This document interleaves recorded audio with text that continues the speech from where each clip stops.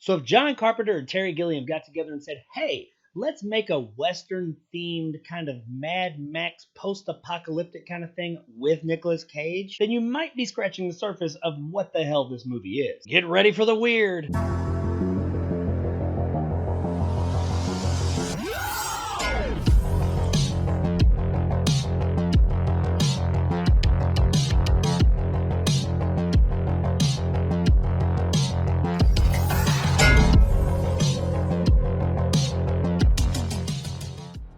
Prisoners of the Ghostland. My arms are cut off. New temporary background is brought to us by director Sion Sona and stars Nicolas Cage, Sophia Boutella, and Bill Moseley. That's right, we got a movie with Nicolas Cage and Bill Moseley in it. You know this shit's gonna be fucking crazy. So I, like many, saw the trailer for this batshit insane looking movie a few months back and thought, hey, I want to see that. It looks, well, batshit insane. And it doesn't disappoint in that right. Nicolas Cage went on record saying that this is the wildest, out there, most crazy movie he's ever done, and I kinda gotta agree. If it's not the most, it is definitely up there. We got Nicolas Cage playing the part of Hero. Yeah, that's right. He doesn't really have a name in the movie. We just refer to him as Hero. But Hero is not really a good descriptive term for this guy, at least not in the traditional sense. He's a notorious bank robber, and we see that his last job he did before getting caught, a whole lot of people got killed in pretty grisly ways, including children. So yeah, not really your traditional hero, but you know what? This movie's not your traditional movie either. In this whacked out post-apocalyptic pseudo-western yet Japanese-themed world, the city of Samurai Town is ruled by the governor, played by Bill Moseley. The governor's granddaughter, as he calls her, played by Sophia Boutella, recently went on the run and he can't find her. So in order to find him, he releases Nicolas Cage's Hero from captivity, where he's been for quite a while. I'm not really exactly sure how long that is. They don't really say, but it's been a while. But he doesn't just release him and say, go find her. No, nothing in this movie is quite that simple. Oh no, he releases him.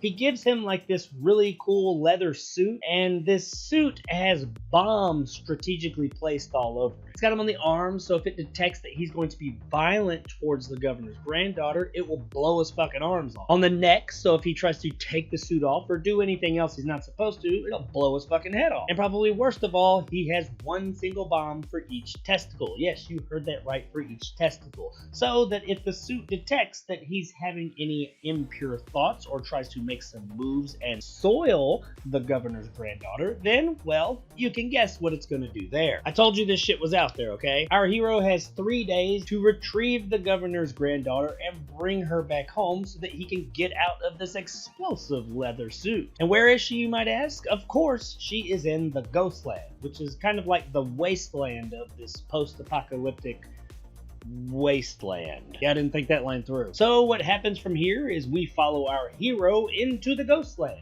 as he runs across some really crazy, insane different tribes of people, rat men, cultists, people that become mannequins, and of course the ghost or zombie-like creatures of the Ghostland. To say that this movie's a little out there is a bit of an understatement. It is really out there. This movie's fucking crazy. The story overall is fairly simple, though it does include quite a few metaphors and some underlying themes. And there are times that it does get a little bit difficult to follow. However, I will say that the movie does typically come back around and you get your bearings back. The movie is really out there, yes, but it does remain fairly coherent in this kind of incoherent world that is created, if that makes any sense. This is not going to be a narrative or movie for everybody. It is going to be quite divisive because it is all in on this story, as is everyone included. It doesn't try to be anything else than what it is, and I can appreciate that about it. There are things that happen that don't always make total sense, but there is always a reason for them. And they give us just enough within this world that it makes it make enough sense within this world. Notice that I say within this world quite a bit. That's because I mean within the world that this film was created. Don't really go into this movie expecting a lot of normality or anything to make sense in the traditional way. But if you're open to understanding the way that this kooky, crazy world that they created works, then I think a lot of it will make sense within that context. There's lots of crazy shit going on in this movie, but I never felt like any of it was just there to be there. It all did have meaning within the story. Now granted, some of it was just for comic effect and entertainment, and that's fine. But a lot lot of it does play into what this story's trying to say, the world they're trying to create. Overall, I enjoyed the narrative of this movie. It's fucking batshit crazy and out there, but the story coupled with the other elements of the film did make it a really interesting and entertaining watch. And one of those other elements would be the performances. Much like the story and the filmmakers are all in on that, the performers here are all in on this as well. As of late, Cage has been giving us a bit more of those subdued, silent type of crazy over-the-top performances in these crazy over-the-top movies he's been playing in, such as Mandy and Willy's Wonderland. Here, he is much more vocal. He is a bit more of that crazy Cage that we came to love years ago. He has his silent moments, but he's also got the parts where he goes full-on just over-the-top batshit nutty, and I loved every minute of it. If you love those performances from Cage, something like Vampire's Kiss or even Mandy, even though it's a bit quieter, you're gonna enjoy this. He's over the top, he does the big crazy Cage eyes like that and just says like really out there crazy things a lot of the time. It's just that really nice blend of like legit acting from him that we all know he can do, but then also that over the top batshit crazy Cage acting as well. He was really entertaining, and it was great to see that, per usual with these kind of crazy movies, he was totally on board. And then a very close second, if not right on par with, is Bill Moseley as the governor. He was a great villain here. We don't really relate with him. He's kind of a shitbag, but you just loved seeing him on screen. Moseley is such an over-the-top character here that you just like to see what he was gonna do and say next. Everything from the way that he runs this crazy little town that he inhabits and how he treats the people there,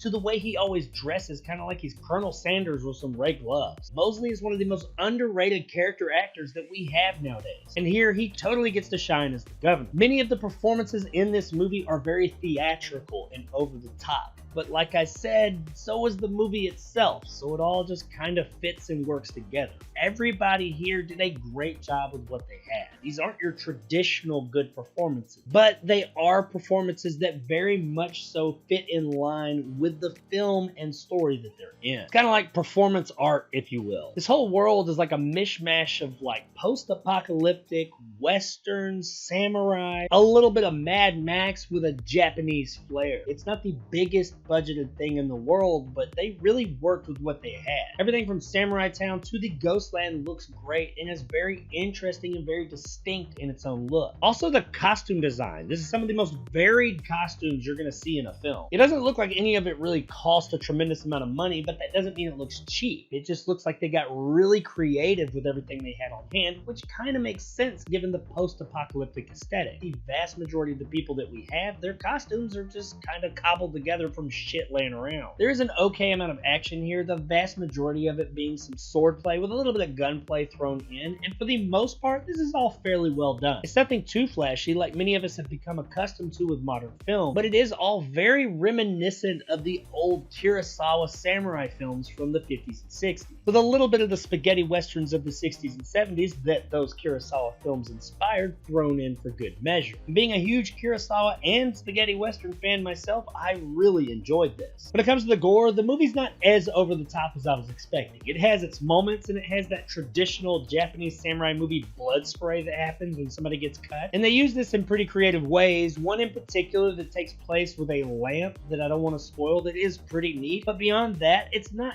as gory as I was expecting, but what they have, they use to great effect. It was good to see that they never really overextended themselves in any of their technical departments. They knew what they had, they knew what they were capable of, and they never went beyond that. So that is the sign of a good director and filmmaking team when they make the decision, hey, you know, we want to go further, but it just doesn't work. Let's stick with what we got and make what we have great. And that's what they did here. They made what they had look fantastic. Guys, at the end of the day, Prisoners of the Ghostland is a really odd film that not everybody is going to like. It's definitely going to be an acquired taste. It's got some over-the-top, really high theatrical performances that really work with the film. A great visual style that has some awesome throwbacks to classic cinema, and it is genuinely funny at times. And it is also absolutely worth a rent. All he wanted was, hey, this. I have to return some videotape. This is a crazy fucking movie, and I had a really good time with it. And if you're a fan of Nicolas Cage, especially Crazy Cage, then I think you're going to have a great time with this one. Especially when they add Bill Moseley to the whole thing. Then it's just like fucking Crazy Cage extravaganza with some Moseley thrown in. So totally, if that sounds like your thing, then check this one out one night. I think you'll have a really great, yet very weird time. So there it is, guys, my review of Prisoners of the Ghostland. If you enjoyed and want more content like this, hit that subscribe button and help my little channel grow. If you want to help out the channel, check out my Patreon in the description below and become a jarhead and get some of the awesome benefits to go along with that, like these guys. And possibly join my top tier and become a bad motherfucker like my man Greg. If you liked what I had to say, give me a like. If not, let me know in the comments below why. And as always, stay sexy, Samurai Town. I am radioactive. As far as I know, this is the first time that Nicolas Cage and Bill Moseley have teamed up in a film, and I really don't know why we've had to wait this long. Why is this the first time this has happened? Crazy Cage and Wild Bill on the screen at the same time is just fucking amazing. We need more of this. I want another movie to where they have more screen time, like the whole movie. I want like a buddy road trip kind of crazy out there batshit insane road movie with these two as like these crazy out there types just together. This would absolutely be the greatest film ever made, period.